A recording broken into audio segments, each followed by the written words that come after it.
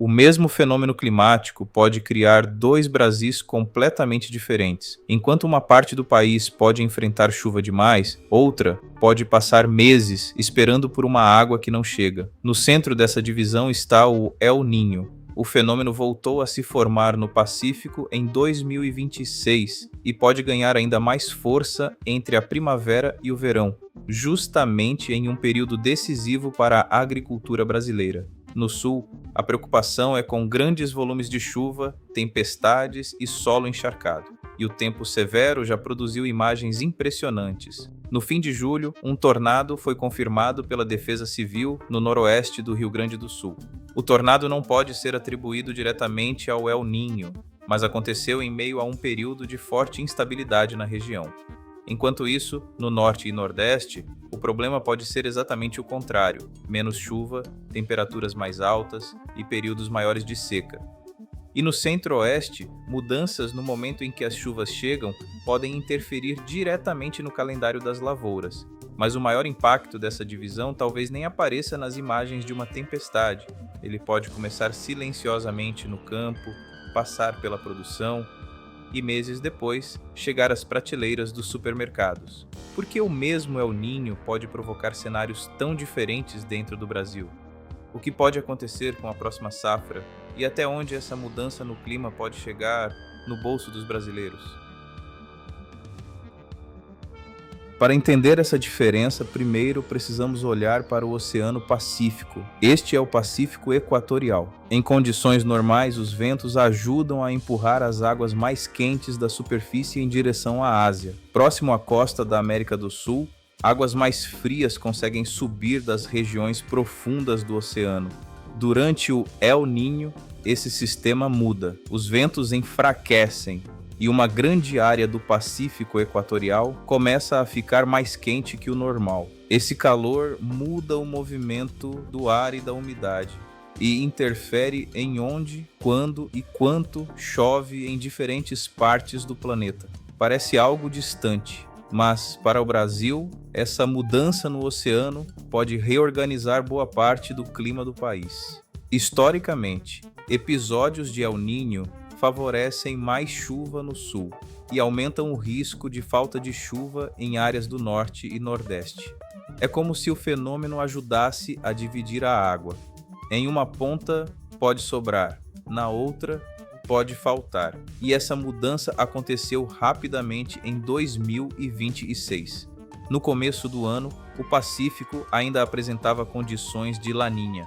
Depois veio uma fase neutra. Em seguida, as águas começaram a esquentar. Em junho, o painel El Niño 2026-2027 confirmou que o fenômeno havia se formado. Mas é importante entender uma coisa: o El Niño não funciona como um botão. Ele não determina exatamente quanto vai chover em cada cidade. Outros fatores também interferem no clima brasileiro, principalmente as temperaturas do Oceano Atlântico, a passagem de frentes frias e o caminho percorrido pela umidade. Por isso, as previsões trabalham com possibilidades. Mesmo assim, existe um padrão que aparece tantas vezes que preocupa principalmente quem depende da chuva para produzir, porque o Brasil pode entrar nos próximos meses com regiões enfrentando problemas completamente opostos. Começando pelo sul, Rio Grande do Sul, Santa Catarina e Paraná estão justamente na parte do Brasil onde o El Niño costuma aumentar as chuvas. Isso acontece porque o fenômeno muda o movimento dos ventos e ajuda a transportar mais umidade das regiões tropicais para o sul do continente. Em julho de 2026, o INMET informou que esse mecanismo já começava a aparecer. O Instituto identificou padrões típicos do El Niño, favorecendo as chuvas na região sul. Para uma lavoura, água é essencial, mas existe um limite. Quando a chuva continua por muitos dias, o solo pode ficar encharcado. Máquinas pesadas deixam de conseguir entrar nas áreas de cultivo. O plantio pode atrasar. A colheita também, e a umidade elevada pode favorecer doenças nas plantas. O problema fica ainda maior quando grandes volumes de chuva chegam em pouco tempo. Mas para a agricultura, não é necessário um evento extremo para provocar prejuízo. Uma sequência de semanas chuvosas leguminosas pode ser suficiente. Culturas de inverno são um exemplo. Trigo e aveia passam parte importante de seu desenvolvimento justamente durante os meses em que o El Niño pode aumentar as chuvas no sul, e chuva demais perto da colheita pode prejudicar tanto a quantidade quanto a qualidade da produção. Só que existe uma contradição importante. Mais chuva também pode ajudar, se chegar na quantidade certa. E no momento correto, ela aumenta a água disponível para as plantas. Por isso, El Niño não significa automaticamente prejuízo para todas as lavouras do sul. Tudo depende de quanto chove, e principalmente quando chove. Uma chuva no momento certo pode ajudar uma lavoura. Dias seguidos de chuva na época errada podem fazer exatamente o contrário. E enquanto o sul tenta lidar com o excesso, milhares de quilômetros ao norte, o desafio pode ser a falta. No norte e nordeste, o El Niño costuma aumentar o risco de menos chuva em determinadas áreas. Aqui, o problema deixa de ser o solo encharcado, passa a ser quanto tempo o solo consegue manter água suficiente para as plantas.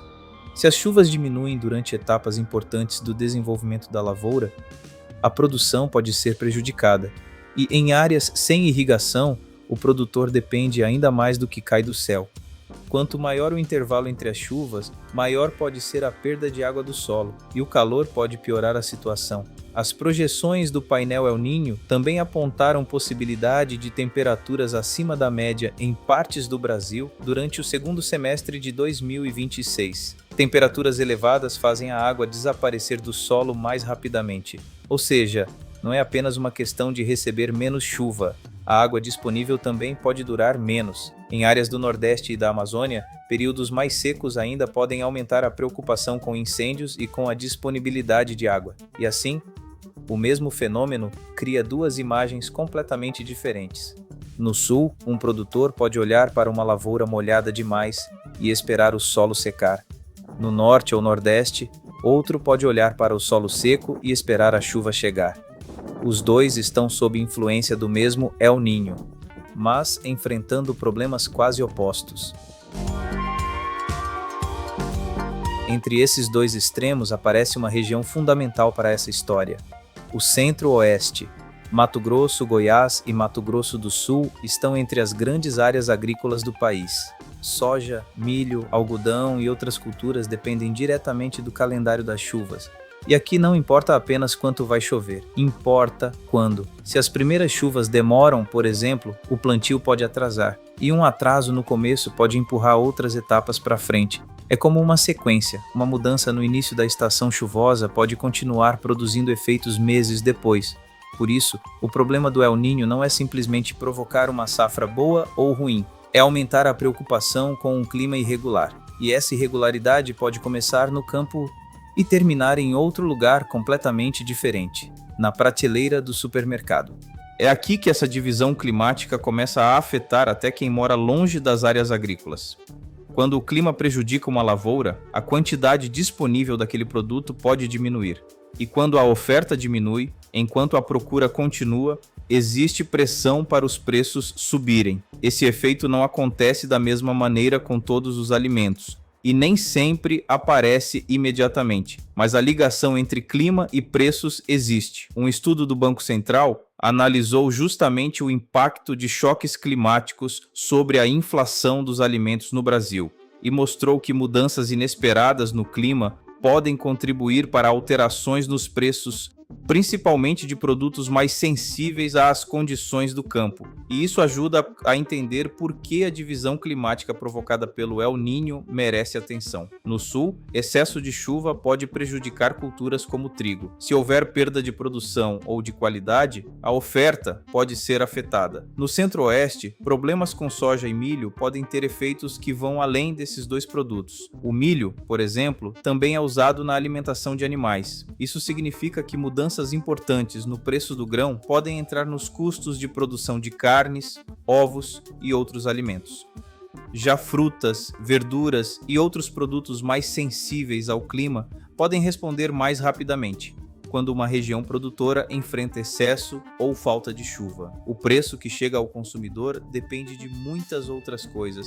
Depende do tamanho da safra, da quantidade de produto disponível, do dólar, dos custos de transporte, das exportações, dos estoques. e até do que acontece em outros países. O clima é uma parte dessa conta, mas pode ser uma parte importante. Os efeitos mais importantes do fenômeno sobre as próximas safras ainda estão sendo acompanhados. Por isso, a pergunta agora não é se todos os alimentos vão ficar mais caros. A pergunta é: quais produtos podem ficar mais expostos, se os extremos previstos realmente afetarem a produção? É essa divisão que torna o El Niño de 2026 tão importante para o Brasil. O país não enfrenta um único problema climático, ele pode enfrentar vários ao mesmo tempo. No sul, aumenta a preocupação com chuva frequente, tempestades e solo encharcado. Em partes do norte e nordeste, cresce o risco de períodos mais secos.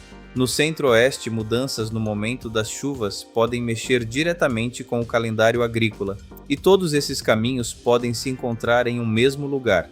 Na produção de alimentos, se uma região produz menos, a oferta pode diminuir.